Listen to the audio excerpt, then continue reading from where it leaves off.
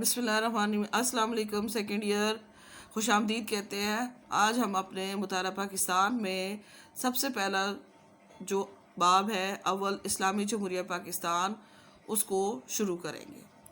تو سب سے پہلے بچے آپ کو بتاتے چلے کہ ہمارا وطن پاکستان جو ہے اس کا قیام تاریخ میں بہت اہمیت کا حامل ہے۔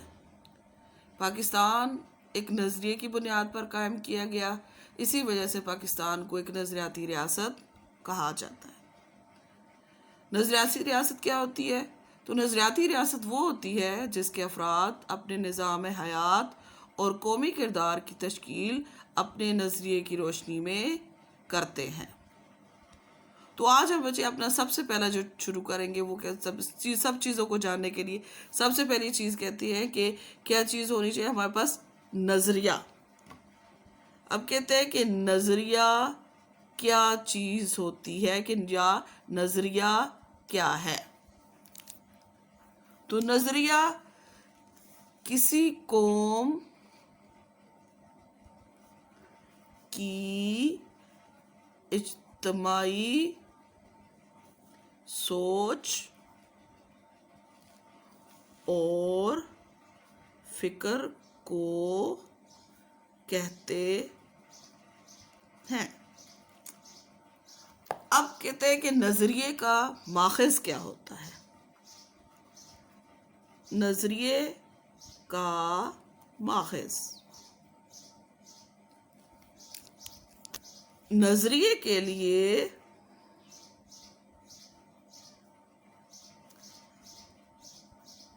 انگریزی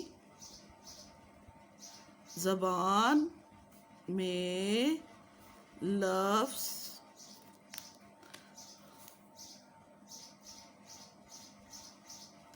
آئیڈیالوجی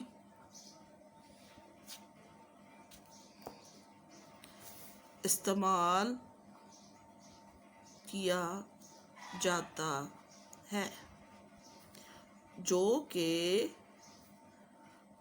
فرانسیسی زبان کے لفظ آئیڈیالوجی سے نکلا ہے اور اس کا مطلب اجتماعی سوچ و فکر ہے۔ اب کہتے ہیں نظریے کا سب سے پہلے استعمال، کہ نظریے کا سب سے پہلے استعمال کہاں پہ ہوا؟ نظریے کا سب سے پہلے استعمال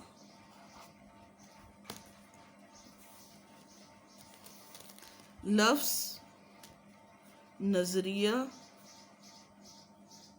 کو سب سے پہلے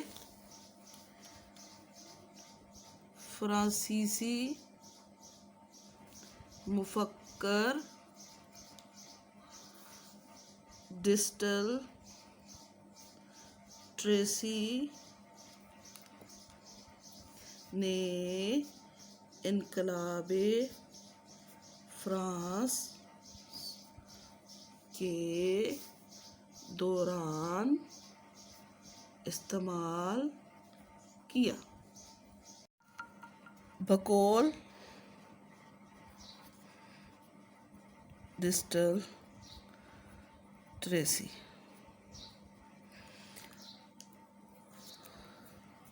ڈسٹل ٹریسی کہتا ہے کہ تصورات اور خیالات کی سائنس کو نظریہ کہتے ہیں۔ بقول مشہور فلسفی doctor George brass. Doctor George brass کہتے ہیں عام زندگی کا کوئی ایسا ضابطہ یا پروگرام جس کی بنیاد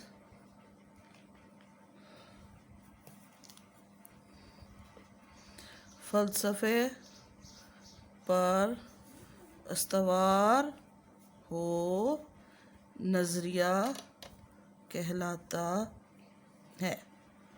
اب تو بچے یہ ہو گیا نظریے کی تعریف کے مفکرین نے کیا کہا۔ اب یہاں پہ کہتے ہیں کہ نظریے کا مفہوم کیا ہے۔ نظریہ کا مفہوم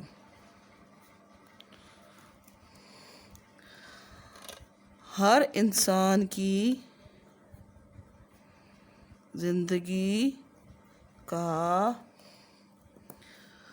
کوئی نہ کوئی مقصد ہوتا ہے۔ اس مقصد کے حصول کے لیے وہ اپنی عقل، سوچ اور فکر کے مطابق اپنا لائحہ عمل طے کرتا ہے۔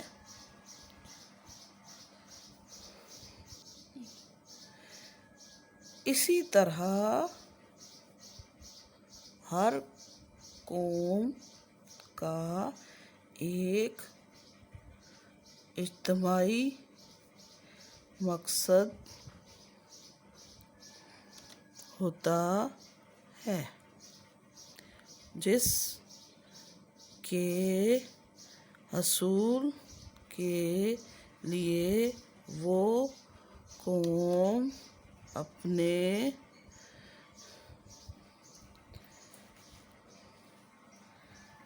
ماضی کی روایات اور اقدار کو مد نظر رکھ کر اپنی اجتماعی سوچ اور فکر کو بروئے کار لا کر اپنے مشاہیر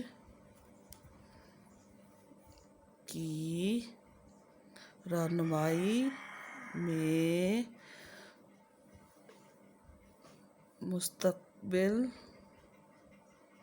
کا لائحہ عمل طے کرتی ہے۔ اس اجتماعی سوچ اور فکر کو اس قوم کا نظریہ کہتے ہیں۔ یہ تو ہم لوگوں نے پڑھا تھا نظریہ، نظریے کا مفہوم کیا تھا۔ اب ہم اس کے بارے میں پڑھتے ہیں کہ نظریے کی اہمیت کیا ہے، کہ ہمارے ملک کے لیے یا جو مشترکہ قوم ہے ان کے لیے جو نظریہ ہوتا ہے اس کی کیا اہمیت ہوتی ہے۔ تو اب کہتے ہیں کہ ایک مشترکہ نظریہ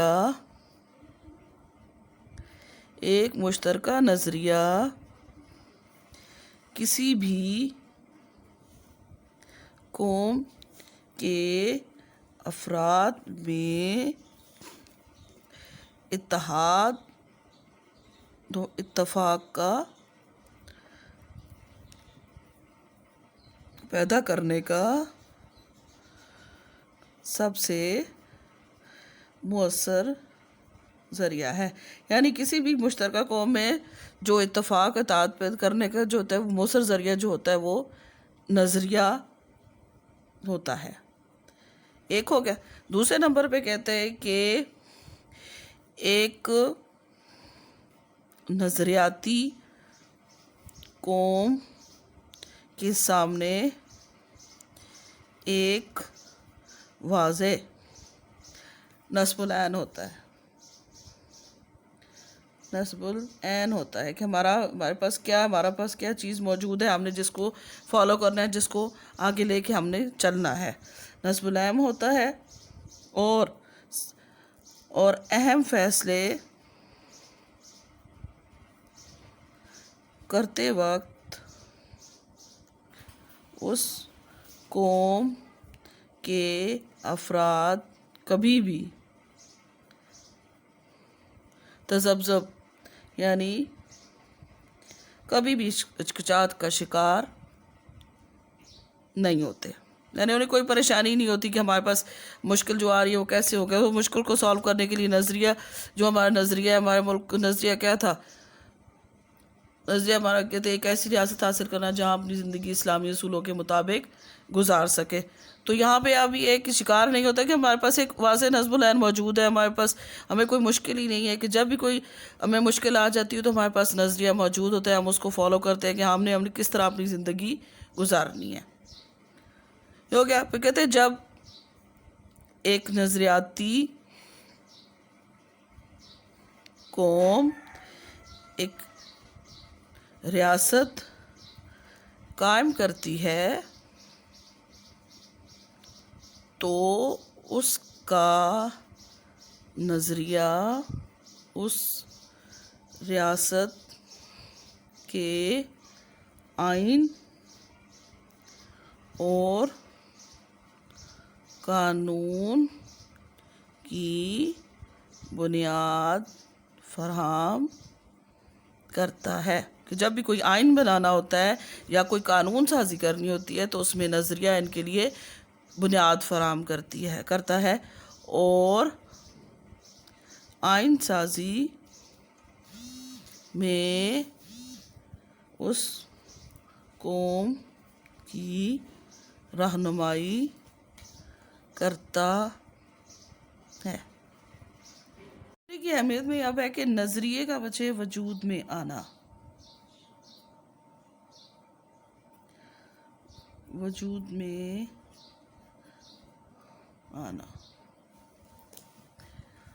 کسی نظریے کے وجود میں آنے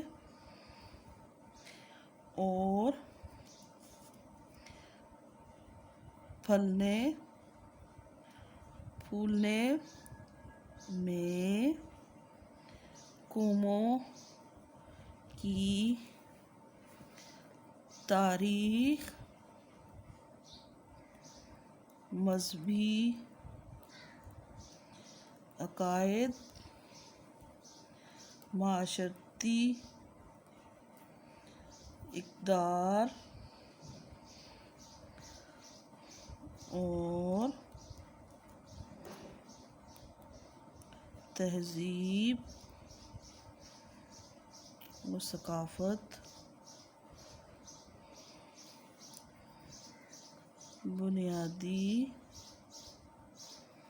کردار ادا کرتے ہیں، مگر وجود میں آنے کے بعد نظریہ ہی اس قوم کے عقائد، اقدار، تہذیب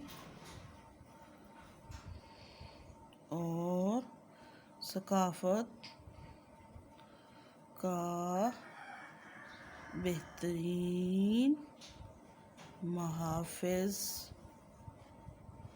ثابت ہوتا ہے۔ قوم کا نظریہ جتنا مضبوط اور نقائص سے پاک ہوتا ہے، وہ قوم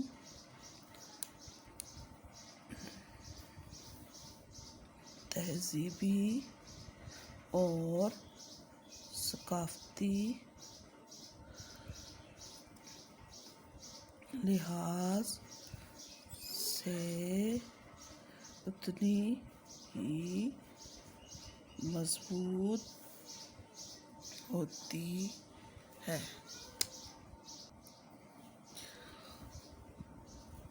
نظریاتی قومیں کسی بھی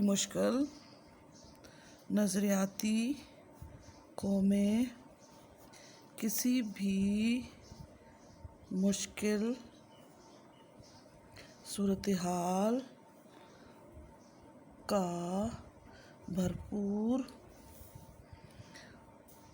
مقابلہ کرنے کی اہلیت رکھتی ہیں، کیونکہ ان کے پاس ہر مشکل